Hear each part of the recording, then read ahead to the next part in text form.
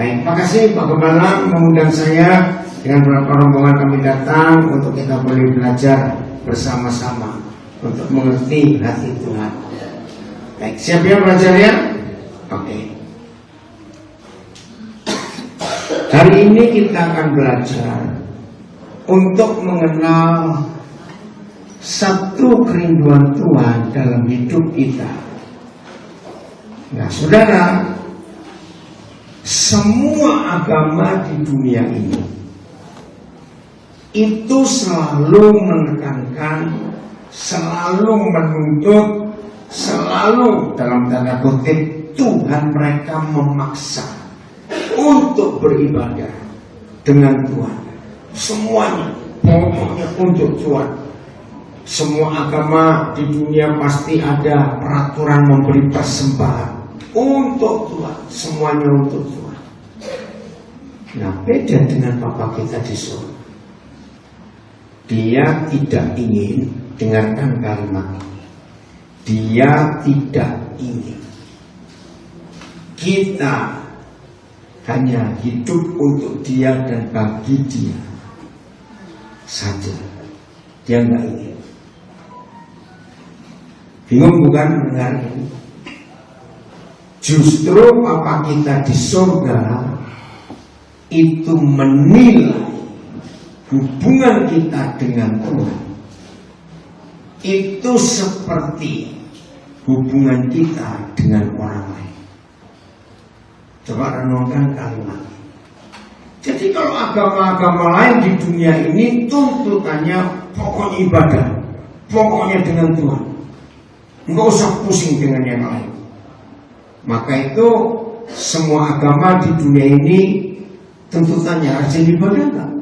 Rajin ibadah enggak? Puasa enggak? Memberi persembahan enggak? Beri sedekah enggak? Itu tekanan. Tapi kalau Bapa kita tidak, dia akan nilai hubungan kita dengan Tuhan itu seperti bagaimana hubungan kita dengan yang lain. Dan ini hukumnya. Kasihlah Yahweh Tuhanmu dengan segenap hatimu, kekuatanmu, akal budimu semuanya. Hukum yang sama dengan itu. Lanjutkan. Kasihlah sesamamu manusia seperti kamu mengasihi dirimu sendiri. Nah, maaf ya, hampir semua agama nggak ada konsep ini. Lihat agama-agama besar di dunia ini. Kalau nggak seiman, termasuk gereja, termasuk gereja. Lihat sejarah gereja. Siapa pembunuh pengikut Luther? Orang Katolik. Siapa pembunuh Anabaptis? Orang Lutheran. Sampai hari ini di daerah-daerah Kristen di Indonesia, misalnya wilayah Sumatera Utara, HKBP di sana. Wilayah Kalimantan Tengah itu GKI. Oh, masing-masing punya nama. Wilayah Papua Tengah, ya, itu GIGI GKI. Papua Selatan itu Katolik. Itu sampai hari ini masih hidup. Di Kupang contohnya, itu Gemit. Saya harus ngomong karena ini sejarah. Kalau sudah jadi sejarah, itu bukan rahasia. Kalau ada kelompok lain masuk, Gemitnya nggak setuju. Dan itu terjadi sampai hari ini. Nah, hari ini kita akan belajar. Tuhan tidak mau kita hanya hebat dan beres dengan dia, tapi kita nggak pernah beres dengan saudara kita, dengan tetangga kita. Renungkan ini. Kasihilah Yahweh Tuhanmu dengan segenap. Dan hukum yang kedua yang sama dengan itu, kasihlah sesamamu, kasihlah tetanggamu, kasihlah saudaramu, seperti kamu mengasihi dirimu sendiri. Jadi begini, saya nggak penting dengan orang lain. Pokoknya saya rajin ibadah, saya rajin berdoa, saya rajin baca Alkitab, saya rajin pelayanan. Aku nggak mau dengan orang lain. Nah itu Tuhan nggak mau terima. Masih ingat hukumnya dalam doa Bapa kami, dan ampunilah. Saya coba dan ampunilah. Terus kami orang bersalah kepada kami. Semua kita pasti hafal. Ampunilah kesalahan kami seperti kami mengampuni orang bersalah pada kami. Saya cuma tanya, jangan tersinggung. Dilakukan nggak? Nah, kadang-kadang dilakukan tidak. Ya. Ada yang bilang aku melakukan, tapi tidak. Saudara nggak bisa begitu. Berarti penilaian Tuhan terhadap kita bukan waktu kita sedang ibadah. Saya ulangi, jadi Papa di surga menilai kita bukan ketika kita sedang ibadah, tapi dalam hidup di luar ibadah, dalam hidup sehari-hari. Kita itu ngapain? Ya aku juga berdoa. Bukan itu yang Tuhan tanya. Hubunganmu dengan orang lain bagaimana? Kita buka Matius 5 mulai ayat 21. Ada di layarnya Matius 5 mulai ayat 21. Jadi sambil kita mendengar ini, coba masing-masing tanya gini loh ya, jujur ya. Aku masih punya musuh gak? Itu harus ditanya loh dalam hidup kita. Awas kalau ada yang menjawab, aku gak punya musuh, tapi malas ketemu. Awas begitu ya. Gak punya musuh, tapi malas ketemu. Awas. Kamu telah mendengar yang difirmankan kepada nenek moyang kita. Baca. Yang kuat suaranya. 1, 2, 3. Jangan membunuh. Siapa yang membunuh harus dihukum. Terus ayat 22. Tetapi aku Yesus berkata kepadamu, terus setiap orang yang marah terhadap saudaranya juga harus dihukum. Karena kalau kita lihat firman ini, saya percaya rata-rata kita, wah susah jadi murid Yesus. Enggak pernah marah selama hidup. Saya enggak pernah marah selama hidup. Jawab saya tanya sebentar. Nah itu sering betul, bukan cuma pernah, sering. Kenapa ada hukum ini? Kita tinggalkan dulu. Ya, masih ingat ya? Hukum Taurat berkata, jangan membunuh. Sebab siapa membunuh akan dihukum. Termasuk orang bunuh diri. Bunuh diri itu membunuh atau tidak? Walaupun yang dibunuh dirinya sendiri, itu di mata Tuhan tetap bunuh diri, itu membunuh. Kalau ada di antara kita yang sedang mendengar ini, hidupnya pengen mati saja, saya bilang saudara, bakso masih enak, ojo mati di sini. Setuju saya ngomong ini. Hidup ini indah, semua bisa diatasi. Betul? Nggak usah pengen mati dulu, belajar ini. Tapi kalau kita bilang tidak membunuh, aku nggak pernah bunuh orang. Oke, kita buka sekarang 1 Yohanes 3 ayat 15. Menurut hukum Kristus, 1 Yohanes 3 ayat 15.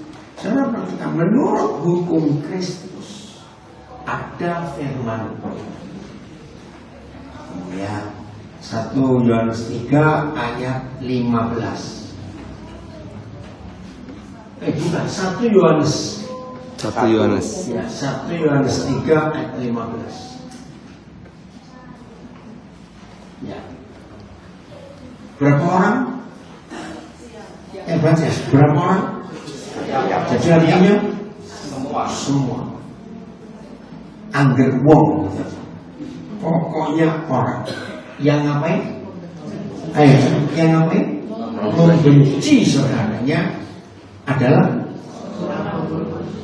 Kira-kira di ruangan ini ada nggak? Ayo jawab. Berarti di ruangan ini ada pembunuh. Saudara, jangan kita anggap enteng. Jadi buat Tuhan, membunuh orang itu tidak harus menghilangkan nyawa orang, tapi tidak mengampuni saudara kita, maka kita sebagai pembunuh. Pernah tahu membunuh mutilasi? Apa itu artinya mutilasi? Dipotong-potong. Ternyata banyak di antara kita itu kalau bunuh orang dimutilasi. Secara logika kita kalau melihat orangnya, kok bisa sih dia bunuh orang? Kalau sudah mati ya matilah, terus dipotong-potong lagi. Kita mikir aneh nggak sudah? Jahat nggak orang kayak begitu? Cepetan jawab. Loh, saya tanya jawab. Iya atau tidak? Ya. Nah, saya mau tunjukkan. Dengan kalimat ini, maka pasti banyak di antara kita yang memutilasi orang. Begini menurut hukum Kristus, ini memutilasi. Benci adalah pembunuh. Biasanya orang yang sedang benci pada orang lain, itu kalau ketemu temannya cerita nggak kebenciannya? Yang lain jawab, jangan diam semua, mas kamu nggak jujur. Kecuali yang budek untuk jawab. Maaf. Betul? Kalau ada orang tidak mengampuni saudaranya, beda loh. Mengampuni saudaranya dan mengampuni musuhnya itu beda. Artinya begini, kalau tidak mengampuni saudaranya, ya orang-orang yang sering paling ganggu kita. Kalau musuh, itu coba jahat luar biasa kepada kita. Nah, saya tanya, kalau ada seorang sedang membenci saudaranya, wajar nggak dia sering cerita kalau ketemu orang baru? Loh, mana-mana itu tanya wajar ya. Bukan wajar, malah cerita terus. Betul? Nah, saya tanya jujur ya. Biasanya kalau orang sedang benci seseorang, ada satu kejadian yang dia alami. Jawab ya, ini harus mikir. Kalau saudara itu ketemu orang lain, lalu cerita, jawab ya. Semuanya yang belakang nggak boleh diam, awas. Jujur. Dari fakta yang dialami, lalu diceritakan berkali-kali, tambah besar atau tambah besar kasusnya. Pinter kabel. Nah, dengar. Satu kejadian yang dibuat oleh seseorang kepada saudara, dan saudara tidak mengampuni, saudara sudah membunuh orang. Begitu saudara cerita lagi, itu memutilasi, dipotong lagi, dipotong lagi, dipotong lagi. Kalau mutilasi itu ya sudah sadis, tapi yang lebih sadis lagi, dicacah. Berarti maksudnya kalau dicacah itu bagaimana? Dipotong kecil-kecil. Ayo jujur. Kalau ada orang sakit hati, kejadiannya tahun 75, dan dia tidak mengampuni sampai tahun 2024, dia sudah nyacah orang itu belum? Lu cepat jawab saya. Wih, sadis. Maka itu ada istilah ya, yang saya pernah dapat dari seorang abang di Ungaran, yang disebut manusia itu pasti punya kelemahan satu ini. Nek dititipin duit sering kurang. Nek dititipi omongan pasti nyabi. Betul atau salah kalimatnya? Nah itu namanya manusia. Itu juga itu. Jadi seringkali kejadian kecil yang kita alami, kalau kita tidak mengampuni, nggak usah bilang setelah 5 tahun, seminggu setelah kejadiannya, ternyata yang kita ceritakan lebih besar daripada fakta sesungguhnya seminggu yang lalu. Betul atau salah? Maka itu mulut ini hati-hati.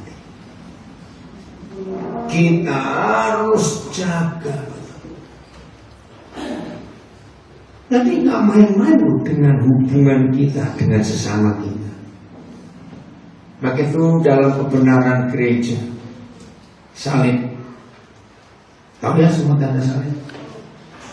Dalam kebenaran gereja disebutkan kayu yang tengah panjang itu hubungan manusia dengan Tuhan.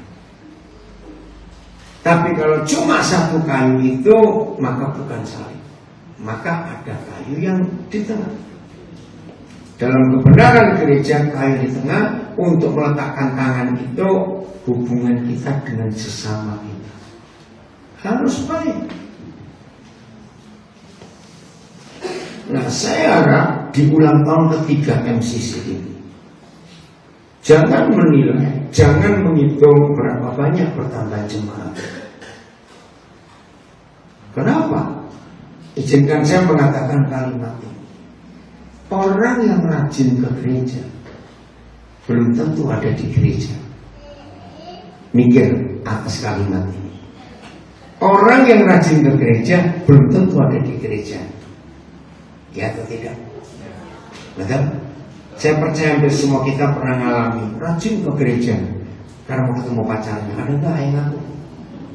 Belum saya tanya. Ada tidak? Ada. Rajin ke gereja sebab calon mertua memberi syarat. Kalau kamu nggak ikut ibadah, anak kami nggak kami beri ke kamu. Terus datang juga bukan? Ada orang rajin ke gereja karena cari yang diutangi ini di gereja. Ya ada tidak saya tanya. Nah maka itu orang yang rajin ke gereja belum tentu orangnya ada di gereja.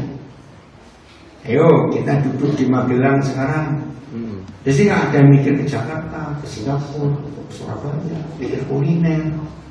Hari ini mana mau kue? Ada nggak sih? Maka itu Tuhan tidak pernah menilai waktu kita di gereja. Kapan dia menilai kita? Waktu kita dalam hidup sehari-hari. Dalam hidup sehari-hari ditentukan oleh hubungan kita. Oke, belum selesai tadi ya. Ulangi dari depan. Baca semua 1 Yohanes 3:15. 1, 2, 3. Angger wong, setiap orang yang membenci saudaranya adalah seorang pembunuh manusia. Kenapa ditegaskan bunuh manusia? Ya karena kita bisa bunuh kamu. Membunuh manusia. Titik. Dan 1, 2, 3. Dan kamu tahu bahwa tidak ada seorang pembunuh yang tetap memiliki hidup yang tetap dalam diri. Berarti kalau mati kemana ya? Loh kalau nggak dapat hidup kekal dalam dirinya, terus kalau mati kemana? Ke neraka. Maaf loh saudara, pendeta pun nggak dijamin nggak punya musuh dalam hidupnya. Maka itu kita harus jaga ini. Oke, saya lanjut. Tadi nggak benci tapi apa? Lupa. Nggak benci tapi malas ketemu. Nah, saya turunkan lebih rendah lagi. Aku nggak malas ketemu, sering ketemu, cuma masih jengkel. Ada nggak? Mangkal aku, mangkal. Ini perkara besar loh saudara. Tidak benci, tapi malas ketemu. Turun. Bisa ketemu, tapi jengkel. Turun lagi. Aku nggak pernah ngomong jengkel apa? Gemes. Pernahkah? Ayo suami istri mana? Lihat saudara kasus terakhir di Ciamis. Jadi suami ini jengkel dengan istrinya karena istrinya suka pinjam online itu. Nah suami ini memang menjual daging sapi. Ini ngeri sekali. Nah hari itu kira-kira 4 hari yang lalu, ini suami lagi jalan dengan istrinya. Atau ada yang lagi utang. Nah ini istri, kebetulan suami itu nggak membawa kayu apa, dikepuk kepalanya di tengah jalan, di depan tetangga-tetangga, langsung dibunuh, mati di sini. Nggak cuma itu, dia mutilasi. Nah kurang ajar lagi, saya dendamnya ini suami. Potongan daging istri dijual ke tetangga, dibilang daging sapi. Ini perkara ini masih ribut ini sekarang, masih ribut. Dimulai karena dendam. Dia jengkel dengan istrinya karena suka pinjam online. Nah itu kalau setan sudah bekerja. Maka itu jangan anggap enteng. Tidak mengampuni itu perkara besar. Coba ya jujur. Sebagai manusia, makin tua usia kita, kalau saya tanya pakai pertanyaannya, makin tua usia kita, makin ketemu orang-orang aneh di hidup kita. Kalau saya tanya, betul? Berarti makin banyak ketemu orang-orang aneh. Makin banyak ketemu orang-orang aneh. Ini secara umum saya berkata, makin banyak musuhnya. Coba jawab ditanya. Nah, kenapa gereja sering pecah? Ya karena musuhan. Pindah gereja lagi, buka gereja baru lagi, ribut lagi, bisa. Jangan dengarkan, ini pekerjaan iblis, dan iblis berhasil merusak gereja Tuhan. Ngeri sekali. Berarti makin tua usia manusia itu, jawab, makin banyak gak koleksi musuhnya. Ayo jawab benar. Berarti bakal banyak gak pendeta dan orang Kristen masuk neraka. Oh iya neraka. Dan itu mengerikan sekali karena tidak mengampuni.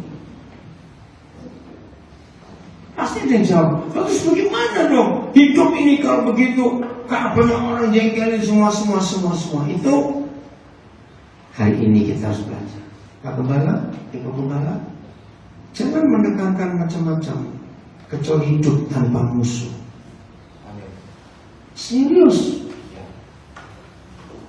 Hanya ada satu ayat di Alkitab, hanya satu, yang memberitahukan kita kenapa, kapan, bagaimana, kok bisa bajingan-bajingan kayak kita ini. Kok ada yang ngerti? Kita ini bajingan gak? Ya, jawab. Kita ini bajingan gak? Bahkan ada yang lebih bajingan di antara kita.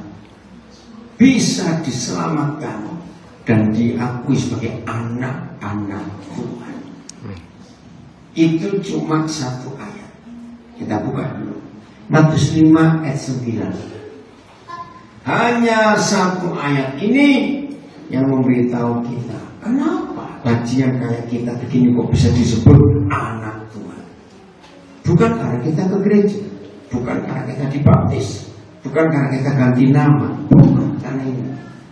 Baca sama-sama 1, 2, 3.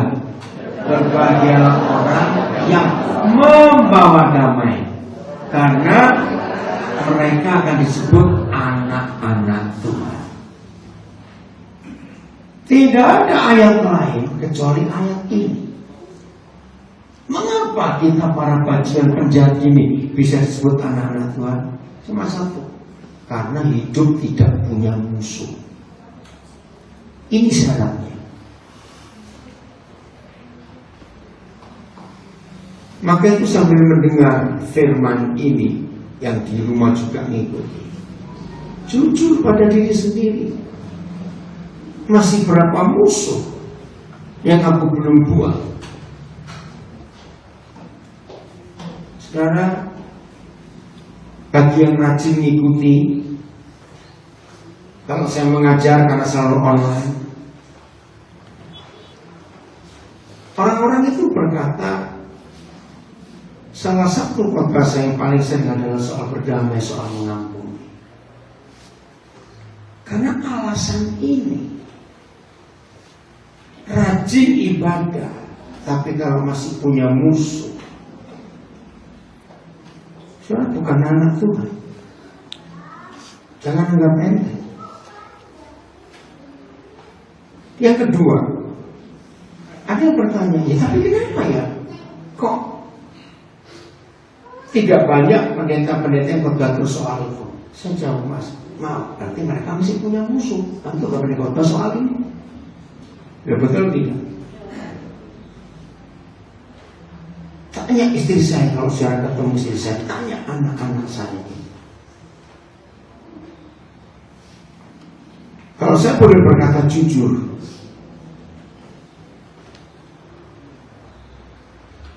di samping Tuhan yang tahu, tapi saya harus ngomong sampai detik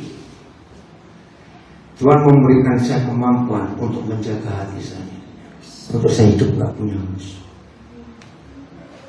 Dan salah satu penyebabnya, tadi di perjalanan kami dari Jogja ke Magelang sini, di mobil kami berenam, ya. Ada satu yang tanya, saya ini berapa kali ngikutin Kodem, kok beda dengan banyak pendeta yang lain? Apa? Maaf ya, bukan salah, itu bukan salah, cuma ini fakta. Pendeta yang lain itu kalau mau khotbah, karena di rumah keluarga ini sering nginep banyak pendeta, itu khotbah minggu cuma sudah siap-siap. Nah, terus dia bilang, tapi saya lihat Kodem enak aja. Saya bilang, khotbah saya adalah hidup saya, bukan bahan pelajaran khotbah yang saya siapkan. Beda.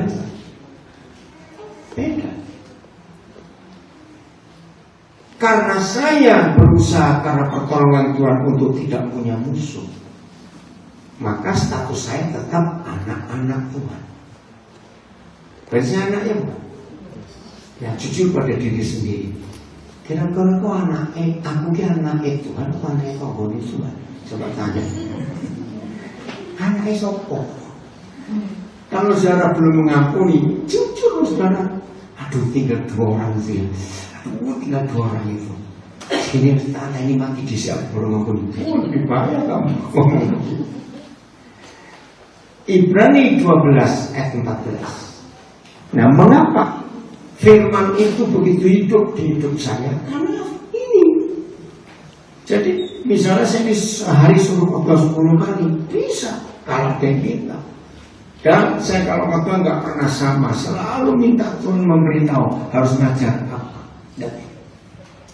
12 ayat 14. Ayat 14. Pelan-pelan ya. Kata pertama berusaha. Kalau ada kata berusaha itu tergantung kita atau tergantung Tuhan? Kita nggak bisa minta Tuhan. Kita suruh usaha apa? Hidup damai dengan apa kata lain hidup damai? Nggak punya musuh. Gitu aja. Seperti tadi, berbahagialah orang yang membawa damai. Nggak punya musuh. Berusahalah hidup tanpa musuh. Dalam pembacaan yang betul, dan kejarlah perdamaian dengan semua orang. Sebab hidup tanpa berdamai dengan semua orang, ini yang ngeri. Terus, ayo, apa hasilnya? Kalau saudara hidup masih punya musuh, maka ayo baca kuat. Maka kamu dengar, tidak seorang pun akan melihat Tuhan. Maaf ya, saya bukan menghakimi, tapi saya harus ngomong. Orang Kristen, anak-anak Tuhan, hamba-hamba Tuhan yang hidupnya itu nggak punya musuh, damai dengan semua orang. Sering melihat Tuhan nggak? Lo jawab, kalau nggak punya musuh tuh. Sering melihat Tuhan nggak? Loh, kalau nggak punya musuh, jawab saudara. Kalau saudara kamu jawab, saya nggak akan khotbah. Serius, saya ini mengajar. Kalau saudara nggak suka, saudara keluar, udah begitu saja. Daripada saudara diam saja kayak potong ayam gitu. Maaf ya, saya kalau ngomong. Saya ulangi lagi. Berarti kalau saudara hidup tidak punya musuh, sering melihat Tuhan nggak? Salah. Selalu, bukan sering. Sering itu masih jarang-jarang. Tapi kalau selalu, setiap saat dia hadir di hidup kita. Saya mau balik firman ini. Berarti setan punya cara yang gampang, yang rumit, jelimet, susah untuk melihat, untuk membuat pendeta dan anak Tuhan nggak bisa melihat Tuhan. Buat setan gampang atau susah? Gampang sekali. Cuma disentil hatinya, jengkel dengan orang lain, langsung putus hubungan dengan Tuhan. Saya mau berkata kepada teman-teman saya hamba-hamba Tuhan di mana saja. Ternyata tidak sedikit pendeta, pengkhotbah, hamba Tuhan, penginjil bisa khotbah bagus, tapi nggak pernah ketemu Tuhan. Renungkan kalimat ini, bisa atau tidak. Salah satu akhirnya tadi menjawab di mobil kami. Bisa aja persiapan, lihat di Google itu banyak bahan khotbah. Dan itu betul. Akhirnya apa? Maaf, akhir-akhir ini tidak sedikit hamba Tuhan, gembala, pengkhotbah, penginjil itu seperti motivator speaker. Khotbahnya cuma motivasi saja. Itu ambil dari bahan banyak di Google, ada internet, ada. Betul tidak? Maaf ya kalau saya sebut presiden pertama kita Soekarno. Ya saya itu mengalami zaman Soekarno. Saudara, zaman itu belum ada handphone. Tidak semua orang punya radio. Ayo yang keluaran tahun 50-an segenerasi saya ikut jawab nanti. Itu saat waktu kecil. Pokoknya kalau Presiden Soekarno sedang pidato, saudara, itu masyarakat jadi sepi. Orang bergerombol di satu orang yang punya radio. Itu tukang-tukang becak, petani-petani di pasar sepi. Begitu Presiden Soekarno itu pidato, langsung dia buzzer nguping. Zaman itu orang yang punya radio hanya orang kaya. Ada yang ingat ini? Yang segenerasi dengan saya? Om ingat ya tahun itu? Kau siapa namanya? Pak siapa? Pak Gunawan. Ingat ya zaman itu ya kalau Soekarno pidato. Nah saya mau berkata begini, kalau Presiden Soekarno masih hidup, saya yakin berikan bahan khotbah, dia bisa lebih khotbah hebat daripada para pendeta. Setuju nggak saya ngomongin? Kan Soekarno itu hebat, Soekarno orator hebat. Yang kedua, maaf, zaman sekarang pendeta nggak perlu urapan, nggak perlu panggilan, asal bisa melucu dikit-dikit pasti lalu. Ya benar atau salah saya ngomong. Maka itu kalau sekarang ini pukul suruh khotbah lebih laris dari pendeta. Karena dia hebat kalau ngomong itu loh, betul pukul nggak tahu apa juga. Maka itu saya berani berkata, maaf ya teman-teman saya, hamba Tuhan, pengkhotbah, pendeta bisa khotbah bagus tanpa bertemu Tuhan. Karena memang dia public speaking, bisa ngomong di tempat umum. WL, pemimpin pujian, penyanyi, musik, maaf kalau saya ngomong jangan tersinggung, bisa aktif melayani tanpa bertemu Tuhan. Karena kan cuma penampilan. Tanya anak-anak saya, mereka tahu. Saya selalu bilang kepada mereka, mimbar ini panggung sandiwara. Jadi kalian tidak boleh menilai apa waktu lagi khotbah. nilai dalam hidup sehari-hari. Ada istilah Jawa bagus, saya nggak tahu buat siapa. Ini untuk para pendeta, para pengkhotbah. Ojo dadi gajah di belangkon, iso khotbah iso nglakoni. Itu istilah Jawa bagus. Tahun 78, 2 tahun penuh, 78 sampai 79 pun. Saya belajar dengan seorang laborator masih hidup, tapi sudah lanjut usia 80 tahun lebih. Pendeta Yusuf BS di Surabaya. Nah, 2 tahun itu saya belajar, saya diberi fondasi-fondasi pelayanan yang luar biasa. Dan salah satu yang saya ingat sampai hari ini, kalau sampai ada anak pendeta tidak mau dengar khotbah bapaknya sendiri, itu pasti karena 2 hal. 1, khotbahnya sudah dihafal. Betul? Jadi anaknya tahu, barikin pasti ayat, barikin saksi itu, bisa barikin nyanyi gitu. Nah, yang kedua lebih fatal. Kalau sampai ada anak pendeta yang nggak mau dengar khotbah bapaknya, maka yang dikhotbahkan tidak dibuat di rumah. Dan itu terjadi. Saudara, maka itu kita harus tahu konsep ini. Hubungan kita dengan Tuhan itu selalu ditentukan dalam hubungan kita dengan sebelah kita. Ini konsep yang luar biasa. Saya tanya lagi, setelah kita baca Ibrani 12 ayat 14, jadi setan-setan itu untuk membuat gereja Tuhan nggak bisa melihat Tuhan, gampang atau susah buat setan? Gampang. Kirim orang yang jual, nyebelin, nyengitin. Kalau kita terima yang dia buat, muncul apa di hati kita? Benci, jengkel.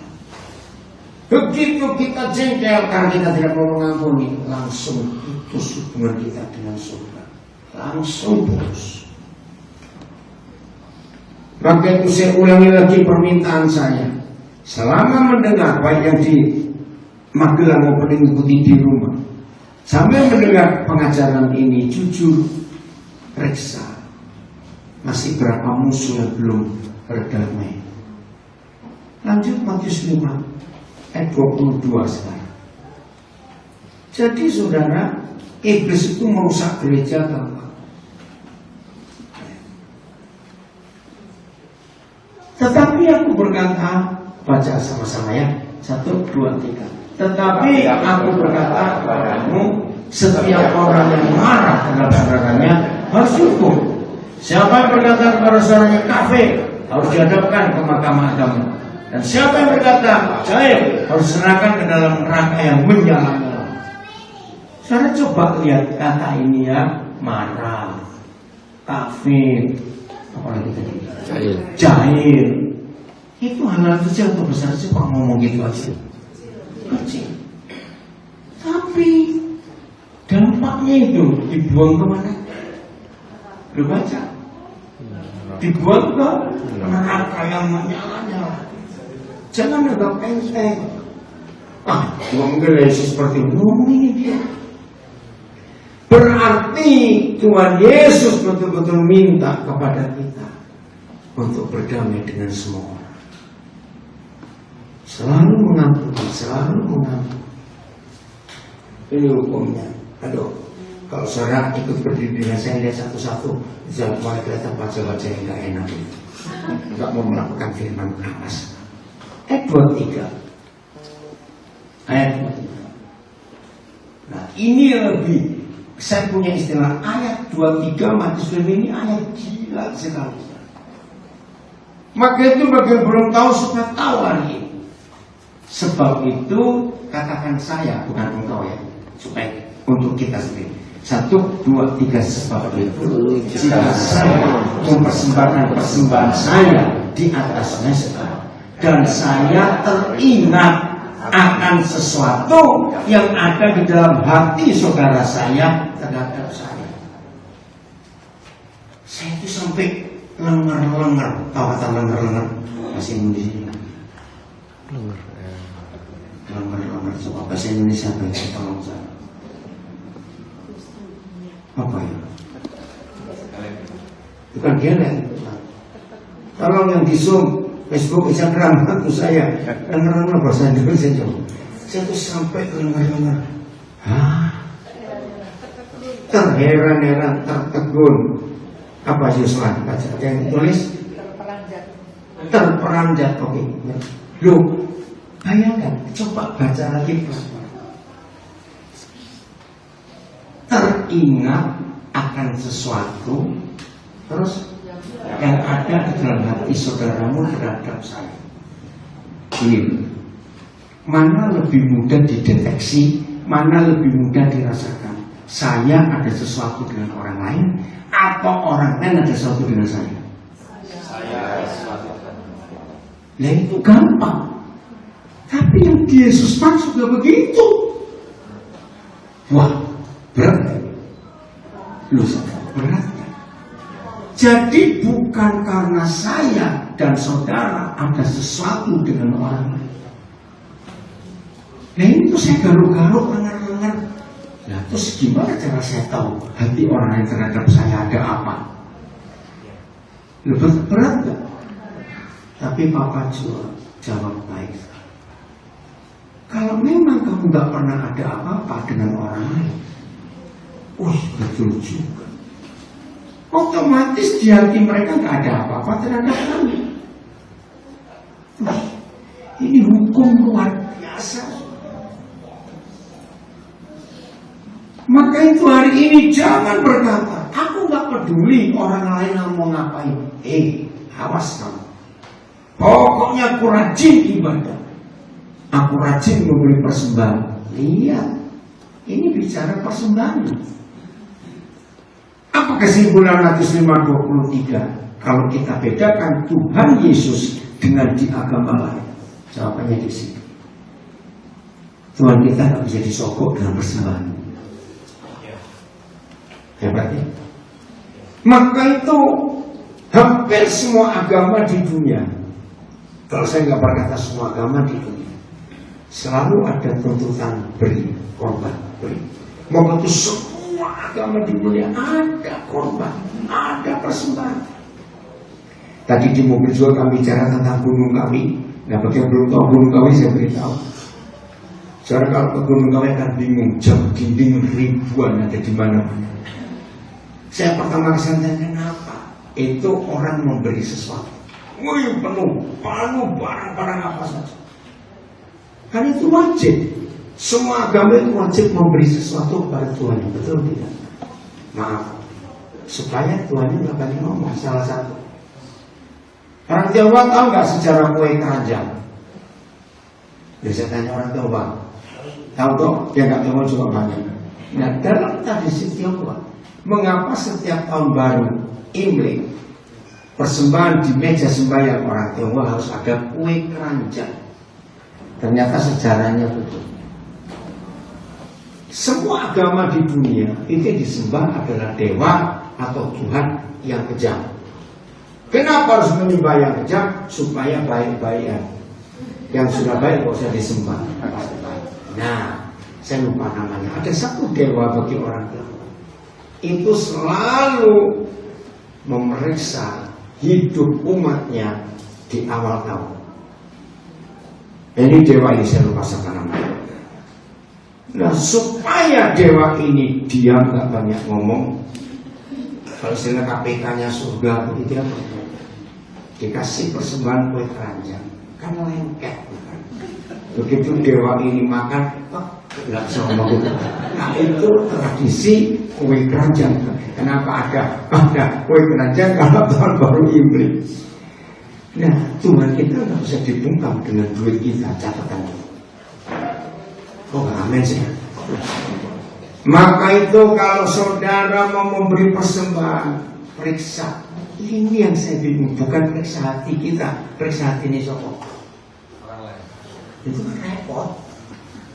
Periksa hati orang lain dulu, ada sesuatu nggak? Beres nggak? Wih, hebat sekali hukum ini. Tapi itulah Bapa kita. Dia ingin kita berdamai dengan semua orang. Awas jangan berkata angel. Enggak ada kata angel, awas. Gantian angel itu surat orang. Saudara, kalau kita berkata ya Tuhan, aku bisa melakukan. Saudara, hidup damai dengan semua orang itu. Hidup itu lega, tenang. Betul? Pernah alami punya musuh? Gak usah banyak, punya musuh satu aja sudah tang-tang terus indas.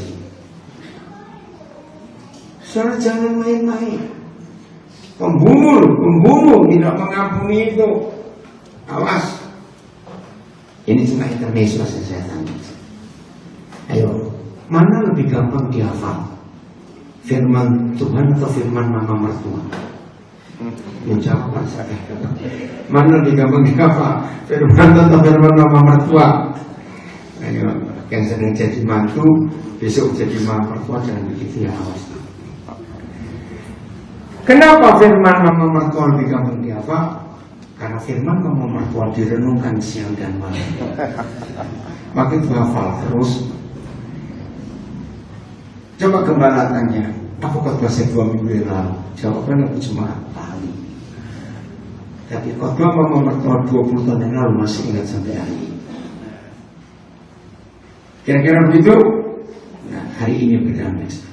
Jangan ada musuh, ampuni. Bagian terakhir. Kenapa ya kok saya nggak bisa ngampuni? Jangan pernah berkata gitu. Kita kan belajar ada 3 penyebab saja kenapa kita sulit mengampuni. Cuma 3. 1, harga diri. Renungkan harga diri. Saya tanya jangan tersinggung. Orang gila itu hampir gak punya musuh. Coba renungkan. Orang gila itu hampir gak punya musuh. Ya orang. Jawab saya tanya kok. Ya apa tidak?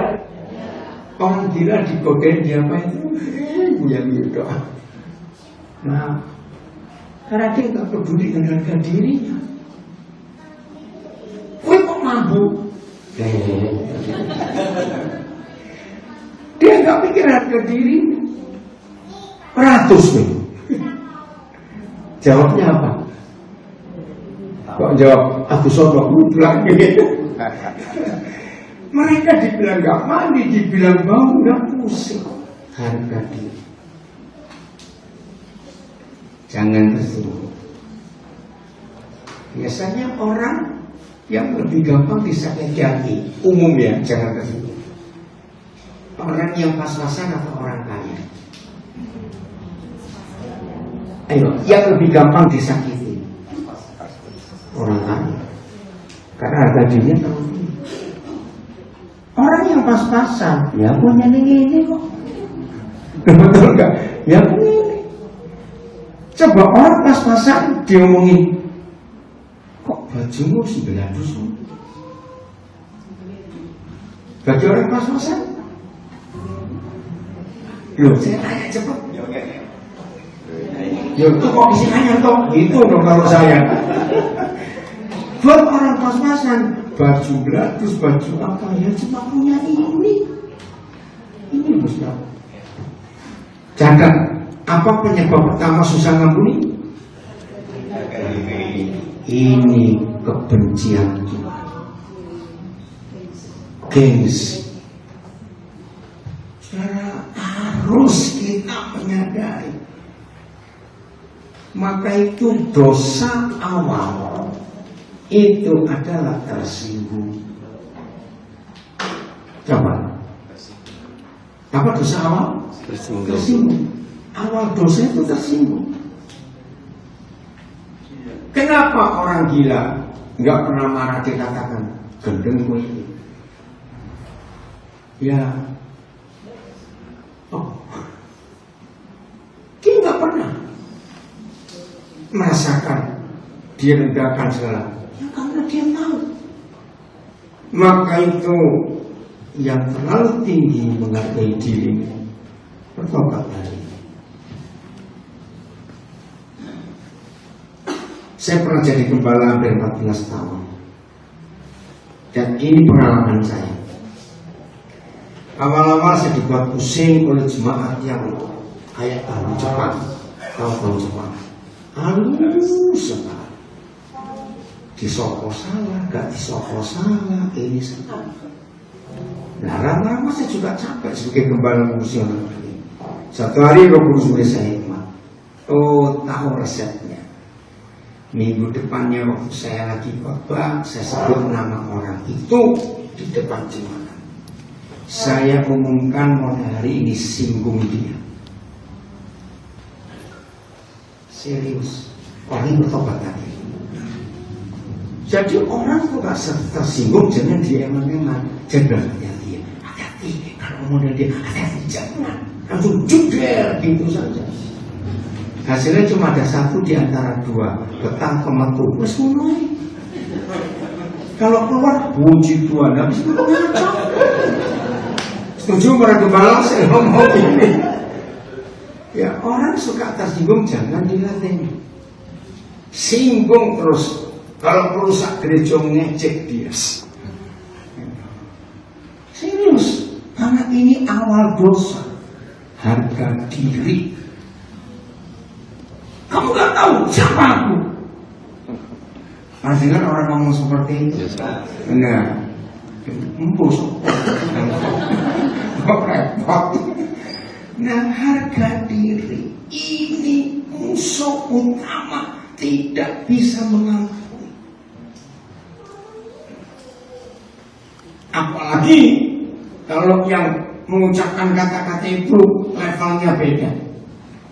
Ya, ini contoh saja. Walaupun Pak Jokowi itu presiden, kata-katanya bisa nyinggung kita enggak? Lo jawaban saya tanya. Nah, apa bedanya disinggung presiden dengan disinggung bakul tahu? Ngerti ilustrasi ini? Nah, lebih mudah terima disinggung sopo. Ya wis. Ini masalahnya. Jadi apa nomor satu nggak bisa ngampuni?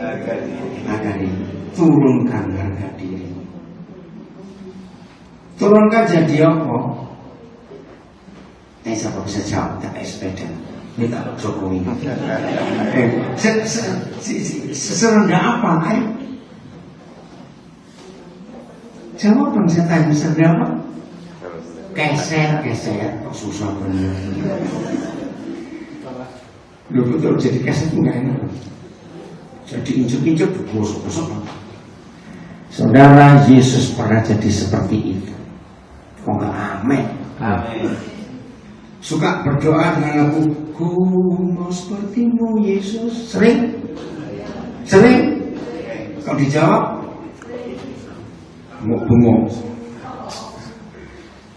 Kalau kita pernah berdoa Ku mau sepertimu Yesus, ya udah. Ketika dia jawab, puji Tuhan. Jawaban doa itu yang paling indah. Tuhan izinkan kita jadi keset. Katakan amin. Kalau tidak dalam biasa suka amin. Hal kedua, kenapa kita susah mengampuni? Ini penting. Kalau cuma 3 hal itu mudah atau susah diselesaikan? Cepat aja. Kalau cuma 3 hal penyebabnya mudah atau susah? Mudah, kalau doa itu 10. Nah, nomor 2. Kenapa kita susah mengampuni? Karena tidak mau dirugikan. Rugi ya, gara-gara wong rugi ya. Kita buka ayatnya 1 Korintus 6 ayat 7. 1 Korintus 6 ayat 7. Ayo baca sama-sama. 1, 2, 3. Aduh, ayo mana ulang suaranya. 1, 2, 3. Adanya saja perkara di antara kita yang seorang dengan terhadap yang lain telah, bukan akan telah apa? Merupakan kekalahan bagi kita. Senang kalah nggak? Nggak mau. Nah, kalau saudara dan saya ada perkara seorang dengan yang lain, itu sudah kalah. Saudara lihat. Bagaimana caranya kita nggak kalah? Berarti kita harus, kalau nggak kalah harus menang. Nah, ada dua resep. Satu, mengapa? Ganti aku ya, atau saya. 1, 2, 3, mengapa saya baca mana? 1, 2, 3, mengapa saya tidak lebih suka.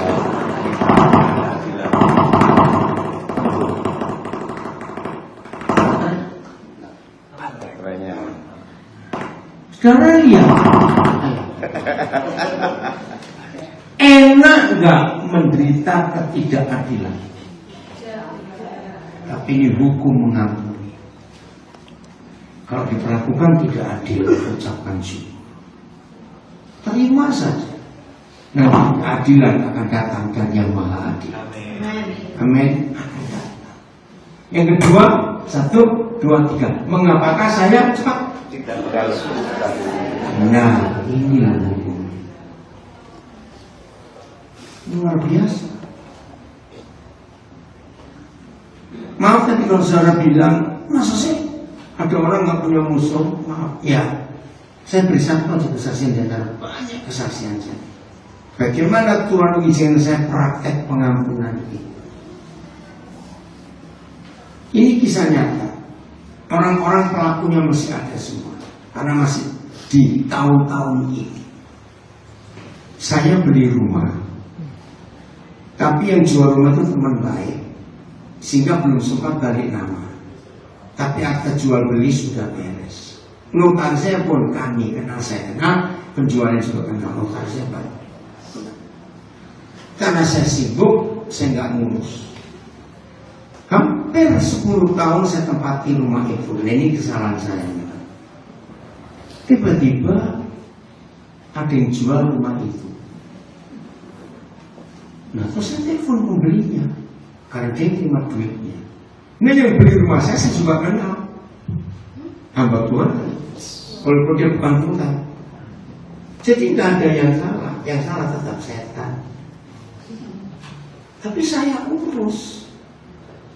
Nah, yang jual saya tanya, loh kamu kok berani jual rumah itu? Saya tanya, kamu tuh nggak rumah siapa? Dari rumahnya Pak Pendeta, kok kamu jual? Loh, saya dengar belum selesai karena belum balik nama. Nah, terus saya datang itu yang pertama. Loh iya, ya saya kira Pak Pendeta nggak jadi beli. Nah, bayang. Terus saya datangi yang beli. Dia pernah khotbah di rumah itu. Kayaknya, loh kamu tuh nggak di rumah sih? Iya. Nah, terus muncul katanya. Nah, ini notarisnya. Jadi telepon tuh notarisnya. Pak Pendeta, setahu saya rumah itu nggak dijual. Loh memang tidak. Ini ada yang datang, pemilik yang masih punya rumah ya, dengan pembelinya. Loh, ini di depan saya sekarang. Tunggu dulu, saya bilang gitu. Nah, pas saya nggak ada di situ, saya berapa ribunya datang, itu saya bereskan. Nah, ternyata yang sudah terima uang pemilik yang sama, uangnya habis dipakai, nggak bisa kembalikan. Nah, yang nawarkan jual juga nggak punya uang. Nah, yang sudah bayar ini, ya nggak mau rugi, bukan? Karena ini notarisnya kayak gini-gini, saya nggak mau rugi. Jadi ini kasus pertama di daerah itu, kota itu. Saya beli rumah saya sendiri. Keren ya? Loh, betul. Dan saya nggak pernah merasa rugi sampai hari ini. Kira-kira bisa hidup seperti itu? Ya nggak bisa mas. Ancam di situ. Loh, ini fakta. Dan luar biasa Tuhan memberkati saya sampai hari ini. Lihat nih kalau Papa Yesua ini masih ingat, karena ada di kota Papa Yesua. Nah, itulah Tuhan. Saya nggak pernah merasa dirugikan. Saya ini baru berapa bulan yang lalu, baru tahu saya. Saya lupa kasus apa, saya tanya istri saya. Aku kok nggak pernah lihat ya barang-barang itu. Jadi waktu kami menikah, Istri saya pernah berikan kalung berlian, dia berkata, "Lu udah lama dicuri anak yang kamu bawa itu." Loh, kapan? Dulu udah lupa. Saya nggak tahu. Dia nggak cerita juga. Itu hebatnya istri saya. Dia nggak pernah cerita, nggak pernah nyesel, nggak pernah rugi. Oh iya, bayangkan. Habis semua dia pernikahan kamu. Dan saya baru tahu berapa bulan yang lalu. Saya bilang, kamu istri hebat sekali. Kok diam semua sekarang? Ajak mulai. Karena hidup yang suka dirugikan itu enak. Kata suka itu yang gumun saya. Mengapa kamu tidak lebih suka dirugikan? Mengapa kamu tidak lebih suka menderita ketika adikan? Enggak, amin tapi coba duit diperhati ngomong amin tapi saudara, ini murid Yesus. Pengalaman saya menjadi hamba Tuhan, ya, ada satu yang paling saya itu gergetar. Dengar ya, semuanya pasti punya pengalaman. Yang namanya manusia, setelah tadi yang pertama kok manusia itu nek dititipi, nek titipi duit pasti kurang. Kalau titipi omongan pasti. Yang kedua, yang namanya manusia itu pernah salah dengar dan salah bicara. Betul? Gak ada manusia yang gak pernah salah dengar, gak pernah salah bicara. Nah, ini yang paling repot. Aduh, gak usah ngurusin ini. Yang ngomong itu gak merasa dia ngomong begitu. Yang dengar kesempatan. Yang dengar tahu ngomongnya begitu. Nanti gak? Dari di antara semua kesalahpahaman, di antara semua keributan masalah hidup ini, bagian yang saya paling jengkel sekali. Nah, yang salah dengar ngotot dia nggak salah, yang bicara juga ngotot dia benar. Terus ini, saya mau katakan kepada saudara, hari ini kan seperti apa? Kejadian ini tidak perlu diselesaikan. Udah, itu aja saya ngomong. Karena nggak ada bukti. Ngapain diselesaikan? Nah, hanya Tuhan Yesus yang bisa memberikan jawaban. Ampuni. Ampuni. Wes, nggak ada lain. Ampuni. Setuju? Jadi yang salah ngomong, salah atau benar kata salah ngomong? Salah. Dia disalahkan. Ya, betul nggak? Nggak tahu dia ngomong salah atau benar, pokoknya dia disalahkan.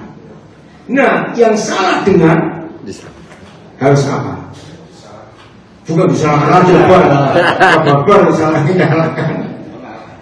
Nah, menerima dengan konsep aku juga pernah salah ngomong. Amin. Nah, ini nanti poin ketiga yang kita mau belajar. Mengapa kita susah mengampuni? Ini masih yang kedua ya. Lalu Roh Kudus mengajar. Luar biasa. Coba Efesus 6 ayat berapa ya? Coba. Efesus itu penguasa udara, ayat 1. Ini loh, Roh Kudus beri jawaban yang luar biasa. Saya sampai heran sendiri melihat itu. Coba cari Alkitab. Efesus 6 ayat 1. Bu, ketemu nggak bu? Ayat 1. Efesus 6. Efesus itu penguasa udara. Ada, coba saya cari. Saya pinjam Alkitab.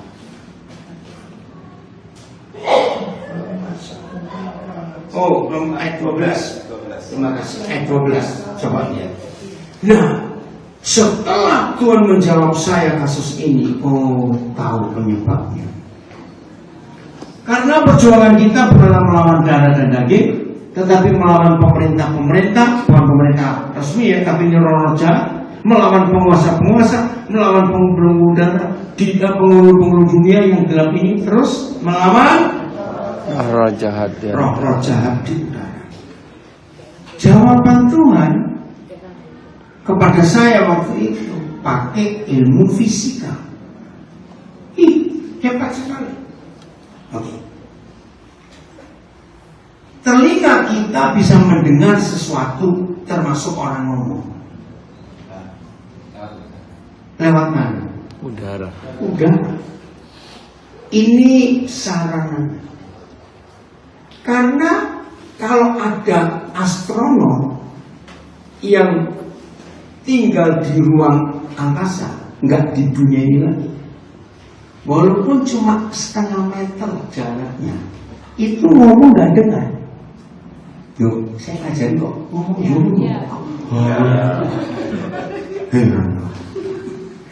Jadi di ruang yang nggak ada udara, itu orang nggak dengar. Membengok kayak apa nggak dengar, karena nggak ada udara. Maka itu udara kita sekarang ini nggak pada berapa juta suara. Bagaimana cara buktikan? Pakai radio. Begitu kita buka radio, langsung suara datang. Jadi ilustrasi ini. Jadi kalau saudara dan saya ngomong benar sekalipun, ini lewat teritorial. Lewat teritorial siapa? Setan. Nah dari sini ngomong A sampai sana jadi P. Ngerti gak kebenaran ini? Wih, saya bilang luar biasa firman ini. Gak usah tetangga, gak usah sahabat, gak usah teman, gak usah bakulan orang bisnis. Jawab jujur semua. Yang namanya suami istri pernah nggak ngalamin kayak begini? Yo, suami istri, ya jangan butuh lah, usah ngomong. Maaf, yo betul nggak? Suami istri saya pernah ngalamin itu. Nah, jadi hari ini supaya kita bisa mengampuni, pakai kata Jawa, yowis. Ngerti? Yowis. Ngerti nggak kata yowis ini? Yo. Apa artinya? Ya sudah. Ya sudah, terima saja. Memang salah. Maka itu hari ini saudara jangan pernah menyelesaikan orang salah dengar dan salah ngomong. Wes, nggak bisa diselesaikan. Apa tadi istilah Jawa? Yowis. Artinya? Ya sudah. Ampuni. Ya sudah, aku terima saja. Terus gimana? Enggak ada bukti kok. Maka itu saya ulangi, setan paling gampang merusak hubungan kita dengan Bapa. Ingat. Ulangi, tadi yang pertama apa nggak bisa ngampuni? Gengsi, harga diri. Dua apa tadi ini? Nggak pergi. Nah yang ketiga, Matius 25, cepat-cepatan aja ya, karena waktu. Matius 25, Matius 18, ayat yang ke-21. Coba lihat di Alkitab judulnya apa? Matius 18 ayat 21. Ya di layar nggak ada, di Alkitab judulnya apa? Perumpamaan tentang pengampunan. Nah ini perumpamaan tentang pengampunan. Kemudian datanglah Petrus dan berkata kepada Yesus, Tuhan, sampai berapa kali aku harus mengampuni saudaraku jika ia berbuat dosa terhadap kamu? Sampai 7 kali. Nah, saudara Petrus, zaman itu ada pengajaran di para nabi, para guru Yahudi. Kalau mengampuni orang bersalah cukup 3 kali. Itu kamu sudah hebat. Nah, Petrus ingin dapat pengakuan. Tak udah kita 4. Saya tambahkan jadi 4, jadi 7. Maksud Petrus supaya dapat pujian. Wih, hebat kamu Petrus. Yang lainnya cuma 3 kali, kamu 7 kali. Lihat ayat 22. Yesus berkata kepadanya, bukan, aku berkata kepadamu, kepada kita semua sekarang, baca, bukan sampai 7 kali, melainkan sampai 7 kali.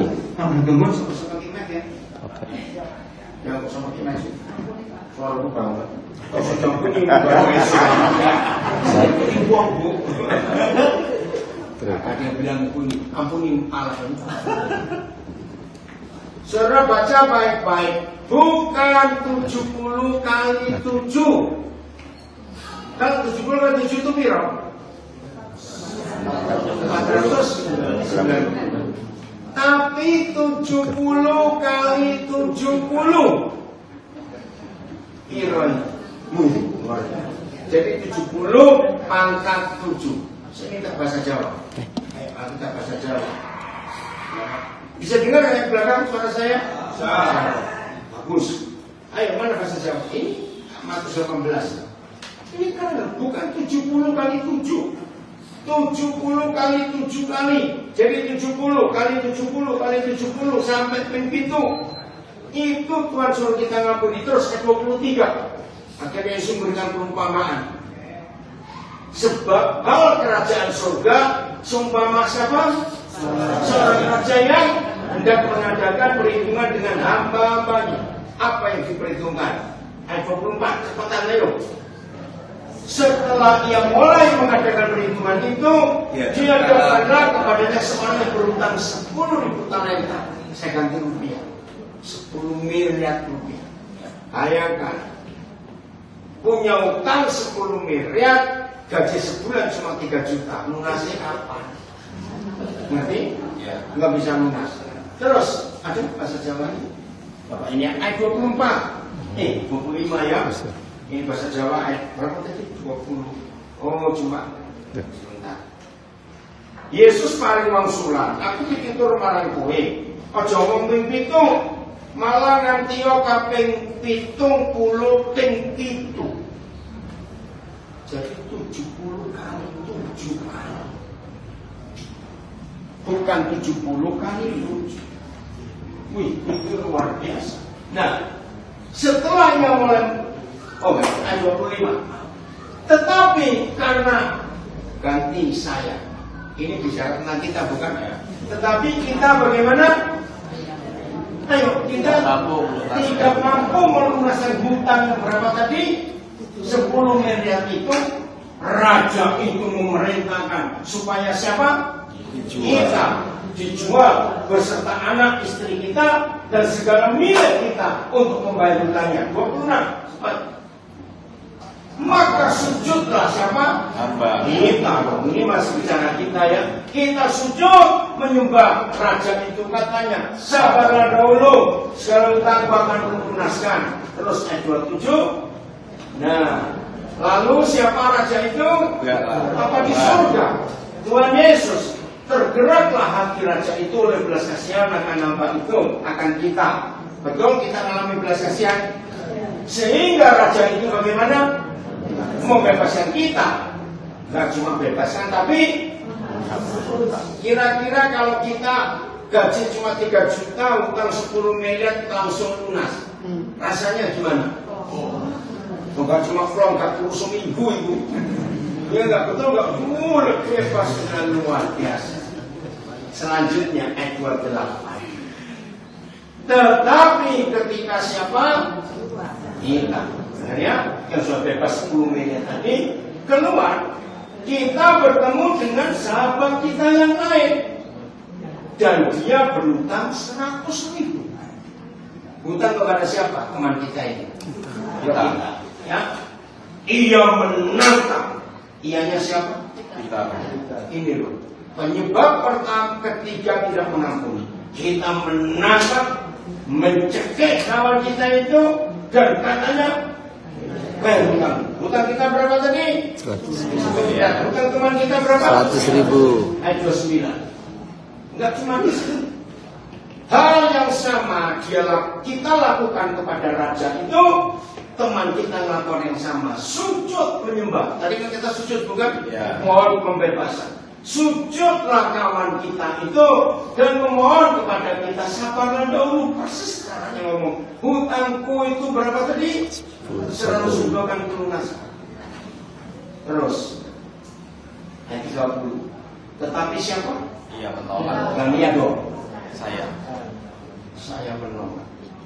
dan menyerahkan kawan saya di dalam penjara sampai memulaskan nyawa. Jujur, siapa yang kejam? Karena ini cara kita tidak bisa mengampuni. Hari ini kita bertobat. Kalau saudara dan saya sadar sejahat-jahatnya orang itu kepada kita, tapi kita sadar aku lebih jahat kepada Tuhan daripada dia jahat kepada saya. Ngerti? Maka kita pasti bisa. Tapi selama saudara berkata, oh dosaku pasti lebih kecil kok, dia lebih jahat kepada aku, masuklah neraka dengan sejahtera. Loh ya, kan nggak mau ngampuni kok. Kita dibebaskan berapa? 10M. Kita nggak mau bebaskan dia utang berapa? 100. Itu mulai kurang mulai. Terus N31. Melihat itu, kawan-kawan kita yang lain sangatlah sedih. Lalu menyampaikan yang terjadi pada kita, disampaikan ke Tuan Raja, yaitu Bapak di surga. Terus ayat 32, Raja itu menyuruh memanggil siapa? Kita memanggil saya. Hai, dia berkata kepadanya, hai, hamba yang jahat, seluruh hutangmu telah kuhapuskan karena kau memohonkannya kepadaku 10 miliar. Terus, bukankah engkau pun harus mengasihani, harus mengampuni saudaramu seperti aku telah mengasihani engkau? Jadi penyebab ketiga kita sulit mengampuni karena kita merasa sombong. Aku lebih baik dari dia. Ini kejahatan. Dalam definisi 1 Yohanes 1 ini saya lihat. Begini kata Tuhan, siapa itu orang berdosa? Keren ayat itu. Buat Tuhan orang berdosa bukan berzina, bukan membunuh, bukan mencuri, bukan dendam. Orang berdosa itu kalau dia merasa tidak pernah berdosa. Itu kejahatan. Setan, maka itu tadi bagian berdosa itu.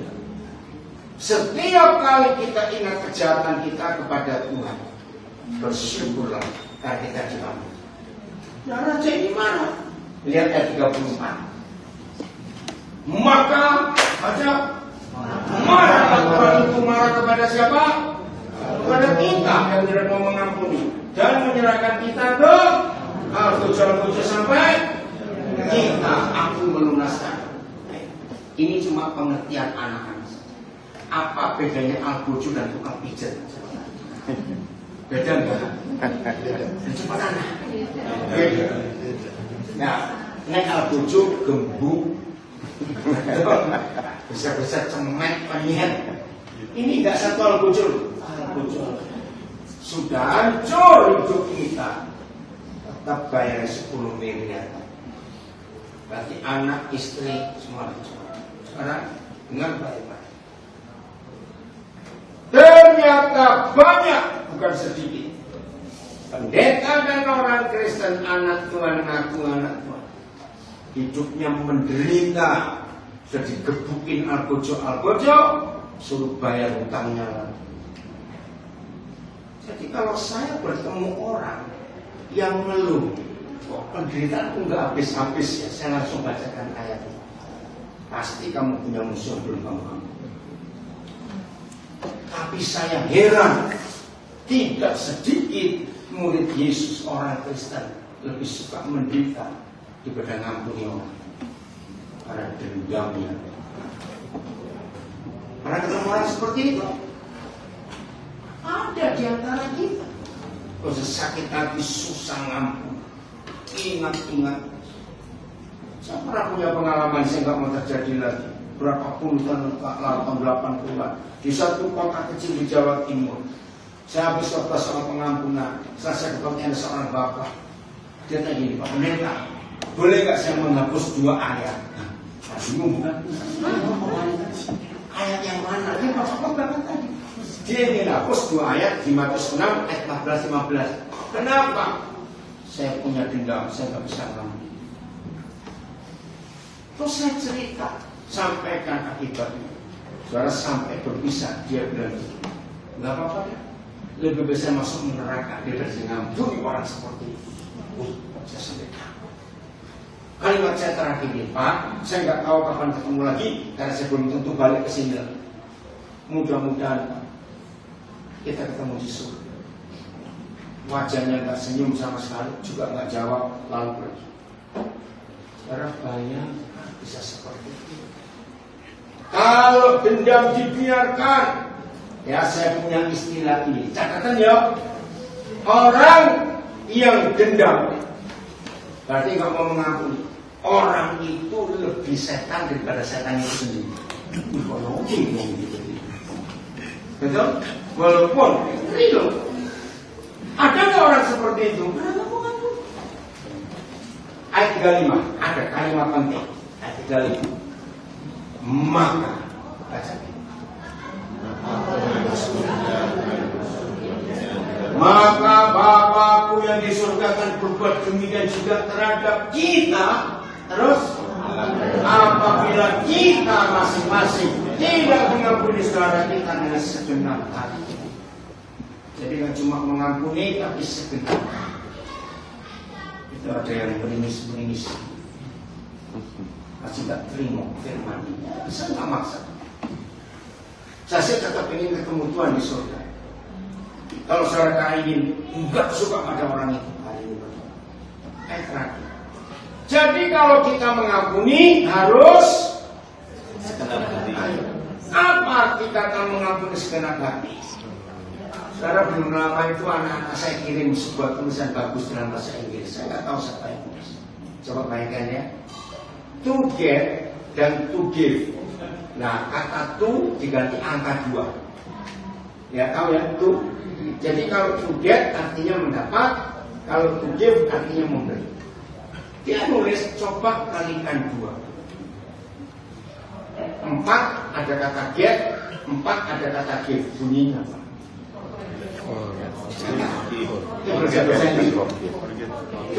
Saya bilang bagus juga ini siapa yang nulis. Forget and forget.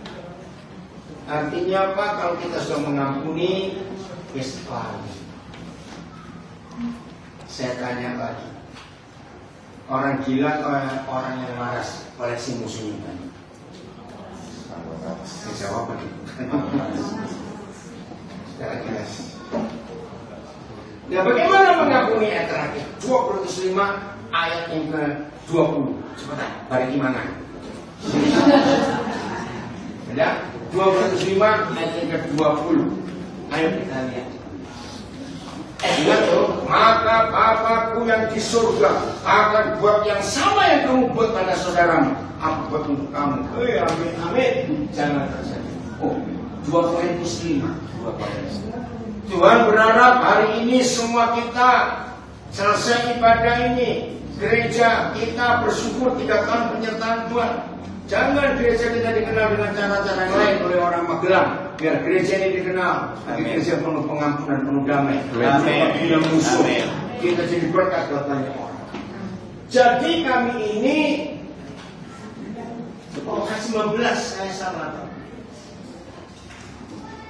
Ayat 19 Pak, saya salah. Ini ayat 19.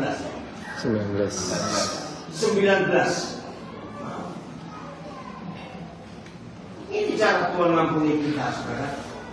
Sebab Tuhan mendamaikan kita, yaitu adalah kita dengan dirinya oleh Kristus.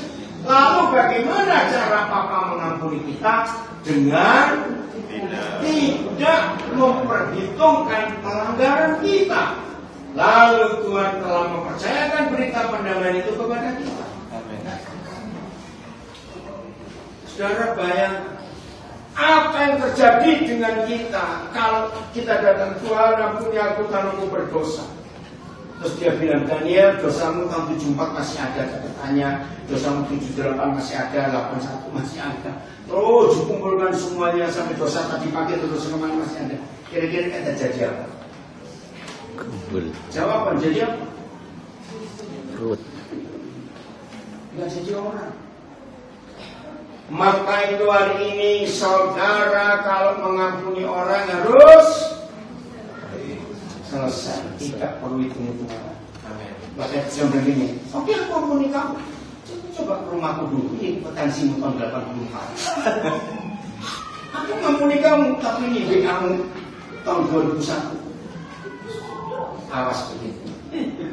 Mau hidup tanpa musuh, pasti sehat, panjang umur, sukacita. Setelah kita semuanya nggak punya musuh, maka saudara dan saya menjadi pemberita perdamaian. Amin. Maaf saya kali kalimat ini. Jadi kalau ada pendeta nggak pernah khotbah soal pengampunan, karena dia musuhnya masih banyak semua. Serius. Karena firman pedang tajam keluar dari dalam. Coba ngomong kiri kanan, mulai gak punya musuh ya. Yang di luar sudah tidak punya musuh lagi mulai hari ini ya, nggak punya koleksi musuh, awas. Udah, ayo Pak Gembala maju dan memberkati kita semuanya.